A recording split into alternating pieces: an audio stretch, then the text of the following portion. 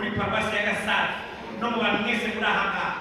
Iyi dayimoni ndayirukana nifashishije izina rya Yesu Kristo umwami wacu wabambye wazutse ubakaba muzima. Nirukanye ubunebwe izina rya Yesu Kristo.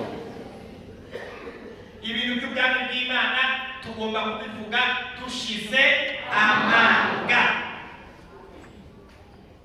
Pawulo yakoze uyu murimo wo kuvuga iby'ubwami ataruhuka kandi atavuga gahoro. Kubera iki?